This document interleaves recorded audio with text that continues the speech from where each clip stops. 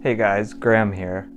No matter what kind of fashion interests you, maintaining a lean, wearable wardrobe can be a difficult task. By no means am I claiming to be a minimalist, but I strongly believe in selling pieces that you don't utilize as much.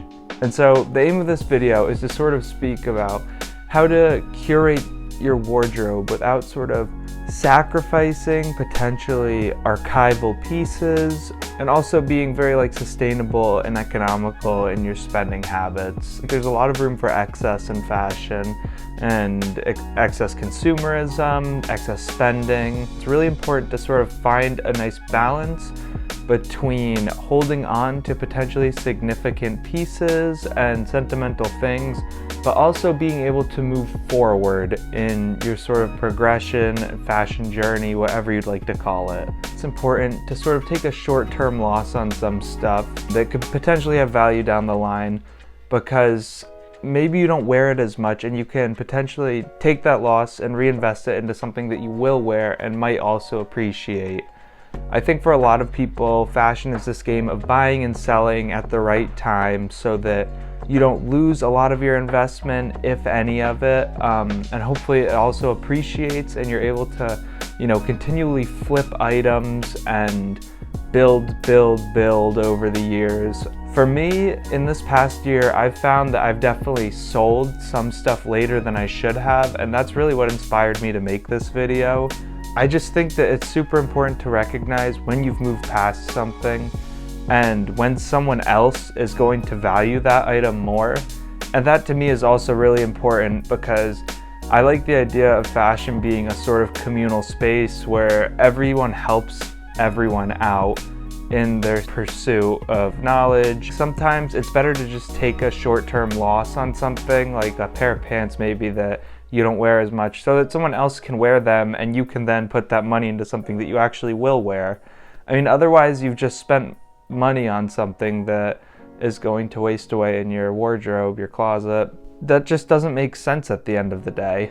The way I sort of look at it is that fashion is this sort of ladder that you're trying to climb. But as you're doing that, it's almost like the ladders are falling. You're just jumping from block to block as everything is sort of falling down. And you want to keep your head above the water. And it's super important to be critical because of that. And I've found myself more than ever actually just trying to sell stuff that I don't wear. On the note of fashion being communal, going back to that sort of idea about other people wearing pieces that you might necessarily look past, it's really important to understand that those people are excited about it.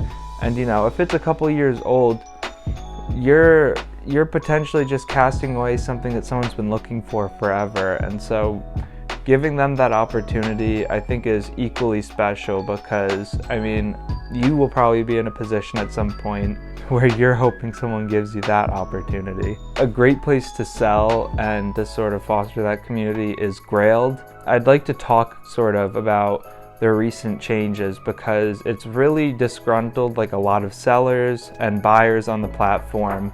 If you don't know, they actually just implemented a system where you get paid 3 days after delivery if you're selling, and so that has effectively canceled any international transactions, because no one wants to wait a month to get paid for something, especially a high ticket item. And beyond that, it definitely makes Grailed feel a little more sort of scammy in buying on there, unless it's from someone you really know and trust. For starters, if you're selling, you obviously don't get paid right away when you add a tracking number. Instead, you're waiting a week, if not more, most of the time. And I'd really love to see them listen to the community a bit more and make some changes. In order to sort of move your wardrobe, the stuff you don't wear as much on Grailed, a great way to do that I've seen being really successful is it's all about the lighting, the product photography. Most people just take a photo inside their closet or something like that of what they want to sell, or on their bed. The items that sell the fastest are honestly tacked up against a nice tapestry or a nice background with good natural lighting on it. That itself makes someone feel more like you're selling an authentic, trustworthy product. The caption is important. People are always looking for a reason to return something or a problem with the product, so you have got to be thorough in what you're selling. There's a lot of apprehension around buying things. And so with that, if you want to, take that short-term loss so you can actually get something else, that would logically mean that whatever you want to get is also probably at a lower cost than it normally is. So at least that's how I look at it. You've got to be fair. You've got to be willing to bargain too. If you're not willing to bargain on something, I would guess that you probably aren't ready to give that item up. It's a lot better to just reinvest the already existing investment in your wardrobe than to keep adding outside money into your closet. Fashion is such a steep slope that you can just end up always putting like paychecks towards clothing, and that's a recipe for just overconsumption. In terms of communication, I think it's super important to be honest, really fast at communicating too. Too many people give Grailed like no effort, and it makes for a pretty poor experience overall, and I think it damages the reputation of the app. Shipping is another huge issue with Grailed. They offer Grailed labels, which really are another sort of scam. They cost so much money. I really recommend using like Pirate Ship, or I think ShipStation is the other one. You can actually get priority padded mailers for free delivered to your house, and then you can just use Pirate Ship to print out a label, tape it right on. There you go. Make sure also to bump your listings and work on keywords for your products. You should be looking at what they sell for in the past through the sold listings part of Grailed. People don't really realize that Grailed itself has an algorithm that sort of like promotes certain products. And so I would really say that if you want to move products fast, if you want to switch out stuff in your inventory fast, do that. In general, buying used is just an amazing option in fashion. We're very lucky because there are a lot of hobbies that don't really have that component of sustainability that, buying used offers.